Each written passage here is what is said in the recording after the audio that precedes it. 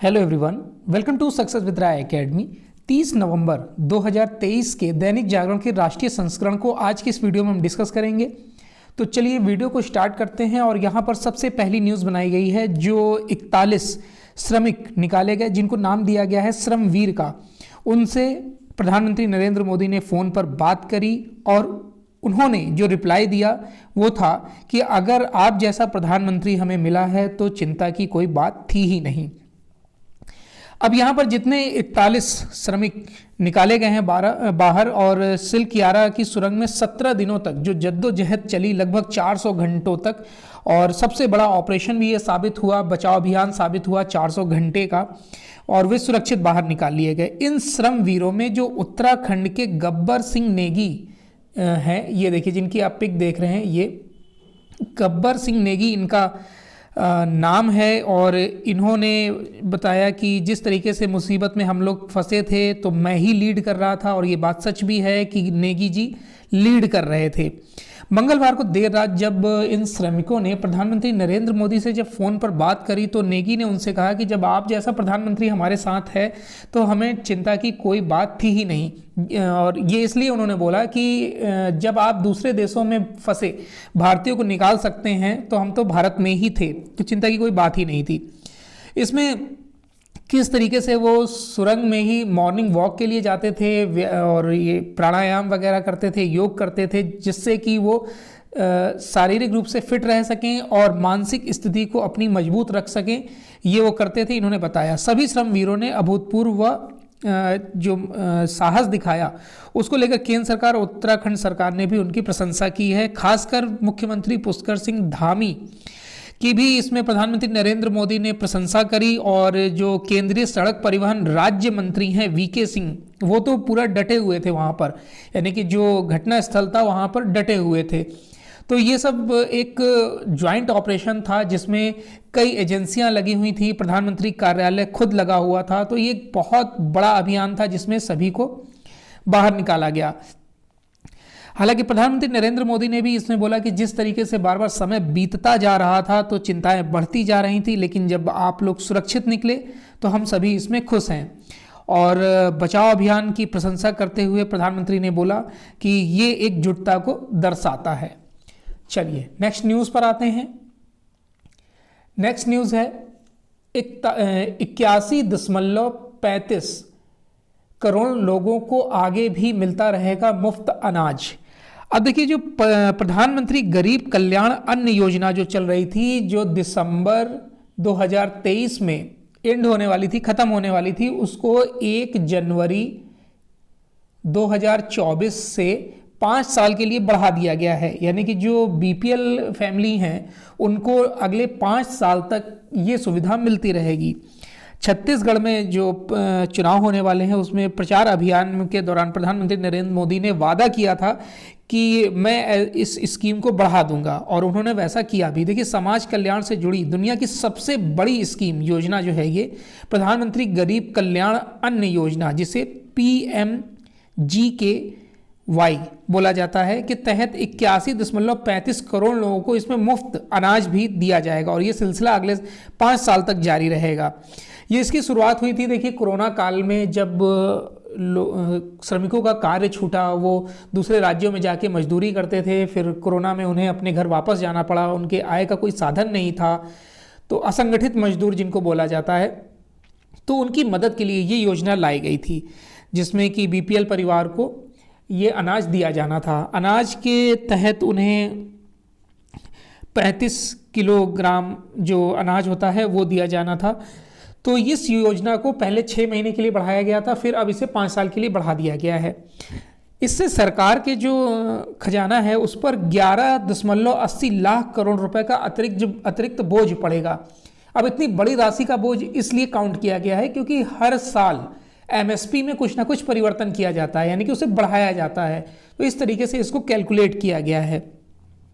और इस फैसले की जानकारी दी है सूचना एवं प्रसारण मंत्री अनुराग ठाकुर ने।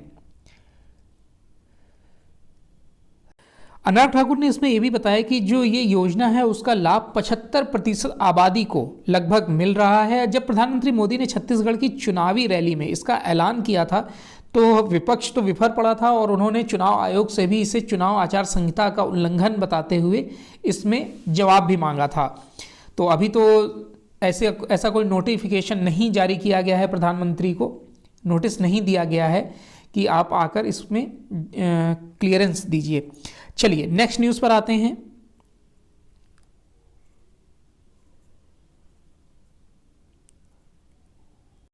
नेक्स्ट न्यूज़ है कि मणिपुर के सबसे पुराने उग्रवादी संगठन UNLF व सरकार में शांति समझौता हो गया। देखिए मणिपुर हमेशा हिंसाग्रस्त राज्यों में से एक रहा है।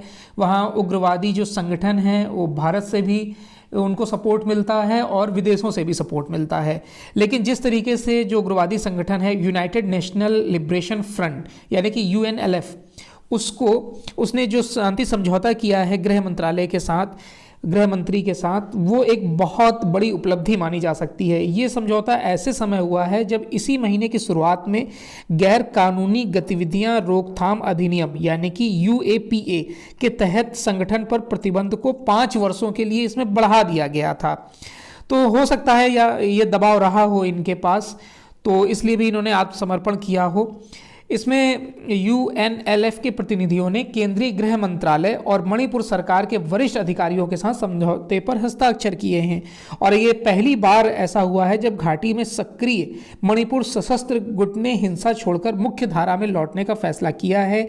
इसके बाद जो हमारे गृह मंत्री हैं, केंद्रीय गृह मंत्री अमित शाह, उन्होंने एक्स पर पोस्ट किया और कहा कि एक ये ऐतिहासिक उपलब्धि है जिससे कि पूर्वोत्तर राज्यों में शांति व्यवस्था स्थापित होगी और मुख्य धारा में वहाँ के जो उग्रवादी बन गए थे, युवा थे, वो लौट सकेंगे और नॉर्मल लाइफ जी सकेंगे। नेक्स्ट न्यूज़ पर आते हैं। दिल्ली के मुख्य सचिव के सेवा विस्तार को कोर्ट ने दे दी है हरी झंडी। अब जैसा कि आपको पता होगा कि दिल्ली गवर्नमेंट और सेंट्रल गवर्नमेंट में हमेशा टकराव की स्थिति बनी रहती है। तो इसमें दिल्ली के जो मुख्य सचिव हैं नरेश कुमार, जिनकी आप पिक देख रहे हैं, उनको सेवा विस्तार दिया गया था, यानी कि वो 30 नवंबर को रिटायर हो रहे थे, उसमें 6 महीने का विस्तार दिया गया था। उस पर जो आप गवर्नमेंट है दिल्ली की, वो सुप्रीम कोर्ट में चली गई थी, लेकिन वहाँ से उनको बड़ा झटका लगा है क्योंकि कोर्ट ने नरेश कुमार के सेवा विस्तार को हरी झंडी दे दी है। और बुधवार को आदेश में शीर्ष कोर्ट ने कहा कि मुख्य सचिव को 6 महीने का विस्तार देना है या 1 साल का, ये केंद्र के फैसले पर निर्भर है और इसमें कोई कानूनी उल्लंघन नहीं माना जा सकता है। दिल्ली के जो मुख्य सचिव हैं वो 30 नवंबर को रिटायर हो रहे थे। सुप्रीम कोर्ट ने स्पष्ट भी किया कि संविधान पीठ ने दिल्ली में सेवाओं से संबंधित संशोधित कानून में लंबित मुद्दों पर विचार किए बगैर या उसका इस मामले में प्रथम दृष्टया नजरिया है। पीठ ने दोनों पक्षों की लंबी बहस के बाद ये निर्णय दिया है। नेक्स्ट न्यूज़ पर आते हैं। कोर्ट ने ASI से पूछा कब तक चलेगा समय मांगने का सिलसिला। देखिए वाराणसी की जो जिला अदालत ने बुधवार को भारतीय पुरातत्व सर्वेक्षण यानी कि ASI ने कहा है कि ज्ञानवापी में जो सर्वे हुआ था उसकी रिपोर्ट अभी तक कोर्ट में नहीं सौंपी गई है और इसमें लगातार समय मांगा जा रहा है। पहले 1 हफ्ते का, पहले 3 हफ्ते का, फिर 2 हफ्ते का, अब 1 हफ्ते का समय मांगा गया है। तो उसके बाद मस्जिद पक्ष ने अदालत में कहा कि ASI को इससे पहले भी कई मौके दिए जा चुके हैं। बार बार समय मांगने से लगता है कि ASI अदालत के आदेश को लेकर गंभीर नहीं है और इसमें रिपोर्ट दाखिल करने के लिए लिखित में तिथि सुनिश्चित कराई जाए, ऐसा मुस्लिम पक्ष ने इसमें बोला है।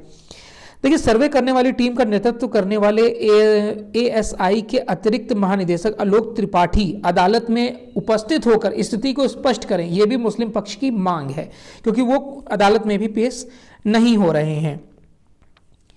चलिए नेक्स्ट न्यूज़ पर आते हैं।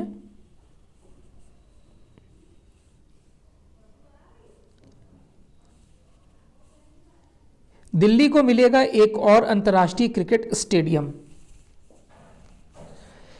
देखिए दिल्ली में एक और अंतर्राष्ट्रीय स्तर का स्टेडियम बनाया जा सकता है और इसके लिए टेंडर भी मांगना शुरू करने की बात VK सक्सेना ने कही है। उन्होंने बोला है कि पहले तो नोटिफिकेशन जारी किया जाएगा कि ऐसा हम करने जा रहे हैं और जो भी कंपनियों को आमंत्रित किया जाएगा कि वो इसके लिए कितना बजट होगा वो दें हमें।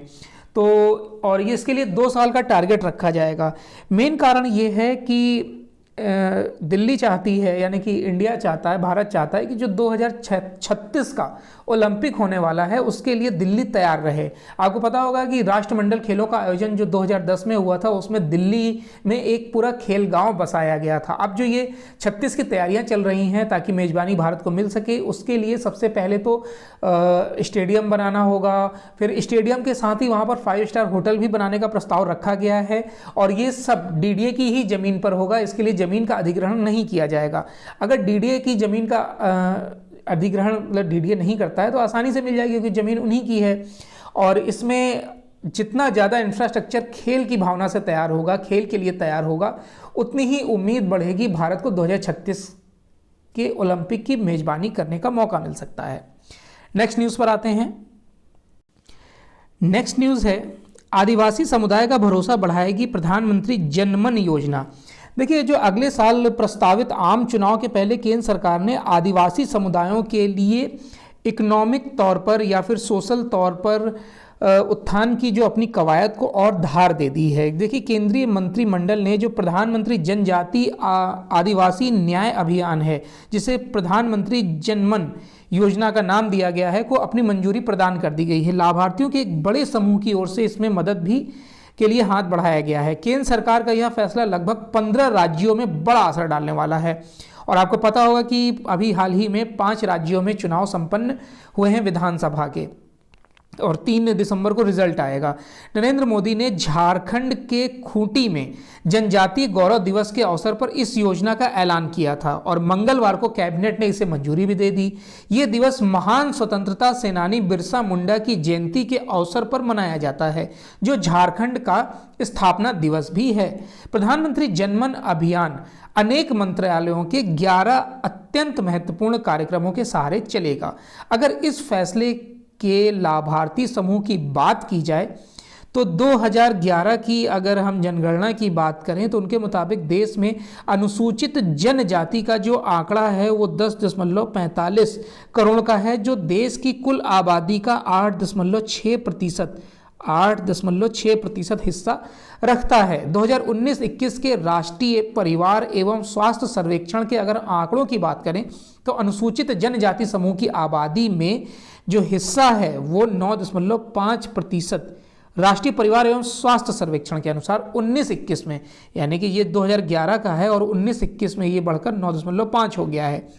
यानी 2011 में था 8.6, 2019-20 में हो गया 9.5, यानी कि बढ़ा है।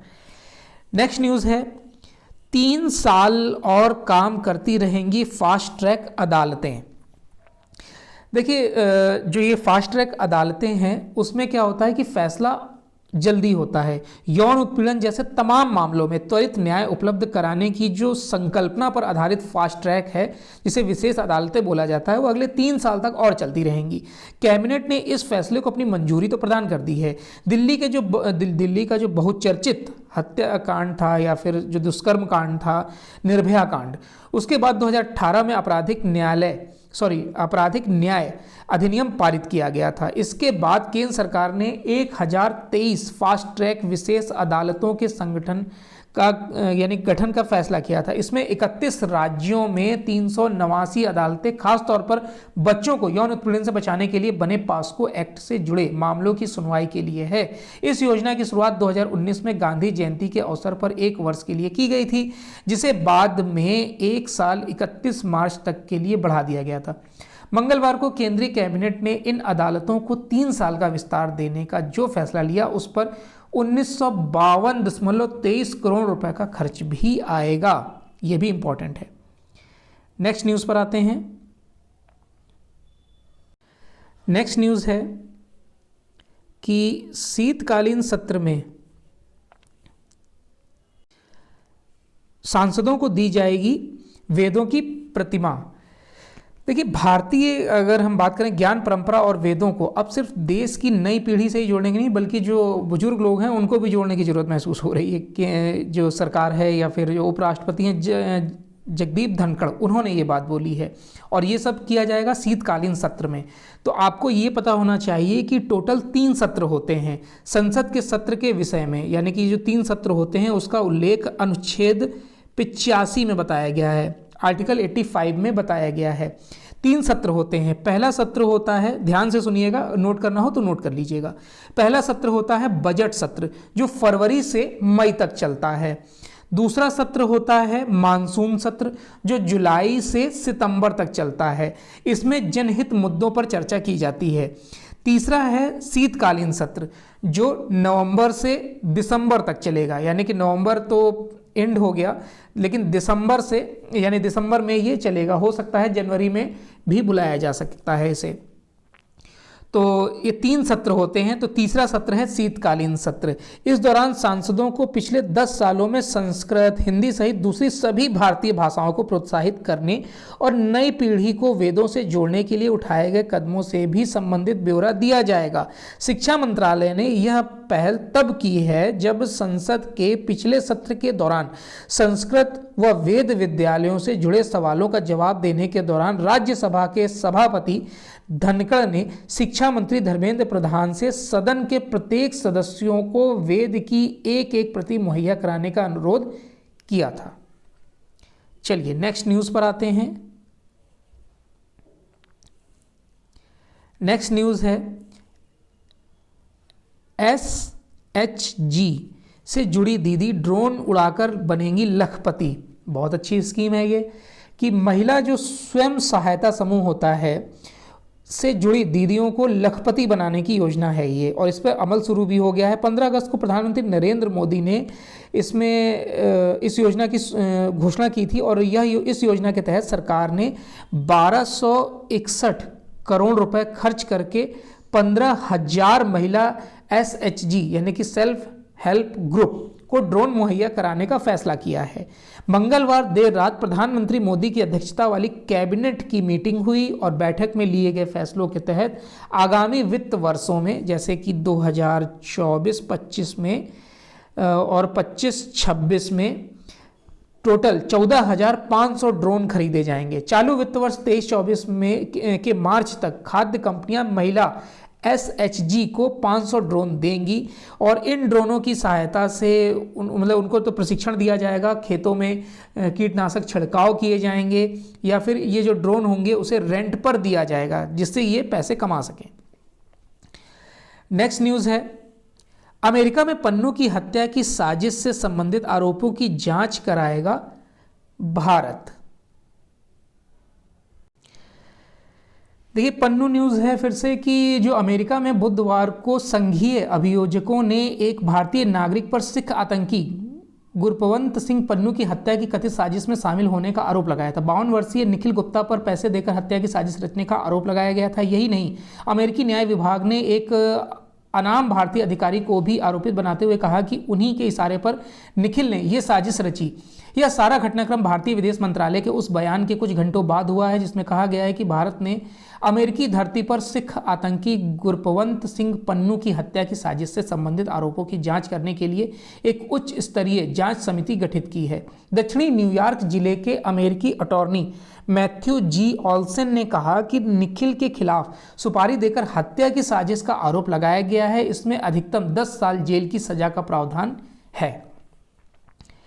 चलिए नेक्स्ट न्यूज़ पर आते हैं कि चुनौतियों से निपटने को रक्षा उत्पाद में गुणवत्ता संस्कृति की जरूरत। राजनाथ सिंह जो हमारे रक्षा मंत्री हैं, उन्होंने ये स्टेटमेंट दिया है। देखिए रक्षा मंत्री राजनाथ सिंह ने कहा कि जो भविष्य की चुनौतियों से निपटने को सुरक्षा बलों के लिए उच्च गुणवत्ता की विश्वसनीय और सुरक्षित सैन्य प्रणाली के उत्पादन की आवश्यकता है। उन्होंने भारतीय रक्षा निर्माताओं से कहा कि रक्षा उत्पादन में गुणवत्ता लाने की संस्कृति बनाने की जरूरत भी है और अंतर्राष्ट्रीय जो बाजार है उसमें मुकाबले के लिए यह पूर्व शर्तों को पूरा करना भी जरूरी होता है। DRDO के क्वालिटी कॉन्क्लेव में रक्षा उत्पादों में आत्मनिर्भरता के विषय पर आयोजित सत्र में बुधवार को रक्षा मंत्री राजनाथ सिंह ने कहा कि अगर कोई कुछ अच्छी गुणवत्ता का बना रहा है तो इसके लिए उसे अपने उपकरण में सुधार करने की जरूरत है। नेक्स्ट न्यूज़ है कि केरल के राज्यपाल व मुख्यमंत्री को बैठक कर चर्चा करने की सलाह। इस न्यूज़ को स्किप करेंगे, ये इंपॉर्टेंट नहीं है। अब आते हैं बिजनेस पेज पर। बिजनेस पेज में पहली न्यूज़ है कि शेयर मार्केट का जो मार्केट कैप है वो 4 ट्रिलियन हो गया है। इससे पहले अगर हम बात करें तो 24 मई 2021 को ये था 3 ट्रिलियन डॉलर का, जो अब यानी कि कल हो गया 4 ट्रिलियन डॉलर का। शेयर मार्केट के बारे में अगर आप नहीं जानते हैं तो आपको पता होगा कि जो बड़ी कंपनियां होती हैं वो लिस्टेड होती हैं, जैसे रिलायंस हो गया, टाटा समूह की कई कंपनियां लिस्टेड हैं, Tata Motors, Tata energy, Tata power, Tata की और भी जितनी भी कंपनियां हैं वो सब लिस्टेड हैं, अदानी ग्रुप की कई कंपनियां लिस्टेड हैं, तो उसमें आप भी शेयर खरीद सकते हैं। जैसे मान लीजिए टाटा मोटर्स इस समय 698 रुपये का चल रहा है, तो अगर आप एक शेयर लेंगे तो 698 का पड़ेगा, अगर आप 100 शेयर लेना चाहें तो 100 शेयर ले सकते हैं, और पैसे बढ़ते हैं तो आपको लाभ होगा, गिरते हैं, शेयर गिरता है टाटा मोटर्स का तो आपको घाटा होगा। तो ये होता है शेयर मार्केट। नेक्स्ट न्यूज़ पर आते हैं कि अगले साल धीमी होगी वैश्विक आर्थिकी। ये इंपॉर्टेंट न्यूज़ है और ये आंकड़े जारी किए हैं OECD ने, यानी कि आर्थिक सहयोग और विकास संगठन ने। उन्होंने अनुमान लगाया है कि 2024 में जो अंतर्राष्ट्रीय विकास दर है वो 2.9 से घटकर 2.7 हो जाएगी, और इसमें दुनिया की दो जो सबसे बड़ी अर्थव्यवस्थाएं हैं अमेरिका और चीन, उनकी भी विकास दर कम रहेगी। 2024 में जो अमेरिका है उसका 1.5% की दर से बढ़ने का अनुमान है, जबकि अभी उसे दिया गया था कि 2.3 से बढ़ेगा, लेकिन वो बढ़ेगा 1.5 से। इसी तरीके से 2024 में चाइना का पहले बताया गया था 5.2 की रफ्तार रहेगी बढ़ने की अर्थव्यवस्था की, लेकिन वो 4.7 से अब बढ़ेगी। तो इस तरीके से, हालांकि इसमें भारत को भी नुकसान होगा।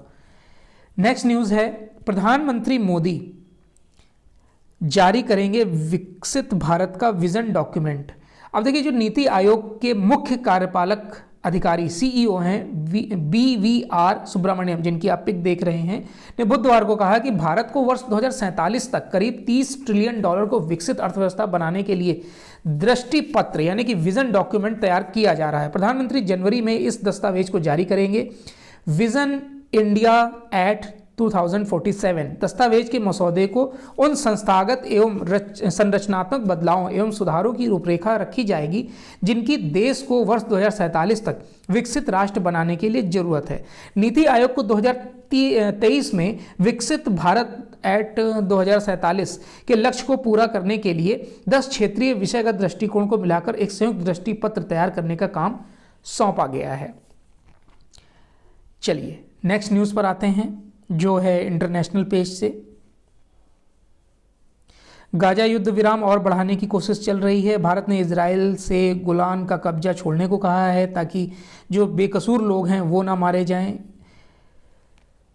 अमेरिका दिसंबर में शुरू करेगा घरेलू कार्य वीज़ा नवीकरण। देखिए, अमेरिका H1B वीज़ा की कुछ जो श्रेणियों में घरेलू कार्य वीज़ा नवीकरणीय कार्यक्रम शुरू करने जा रहा है। पायलट प्रोजेक्ट के तौर पर दिसंबर से 3 माह के लिए शुरू होने जा रहे इस कार्यक्रम से सबसे अधिक भारतीय तकनीकी पेशेवरों को लाभ होगा। शुरुआत में 20,000 वीज़ा जारी किए जाएंगे। अमेरिकी वीज़ा सेवा की डिप्टी सेक्रेटरी जूली स्टफ ने बताया कि भारत में अमेरिकी वीज़ा की सबसे अधिक मांग बनी हुई है। हम चाहते हैं कि भारतीय यात्रियों को जितनी जल्द संभव हो अपॉइंटमेंट मिल सके। एक तरीका है घरेलू वीज़ा नवीकरणीय कार्यक्रम जो भारत पर अधिक केंद्रित होगा। दिसंबर में विदेश विभाग पहले समूह में 20,000 वीज़ा ऐसे विदेशी नागरिकों को जारी करेगा जो देश में पहले से ही चल रहे हैं।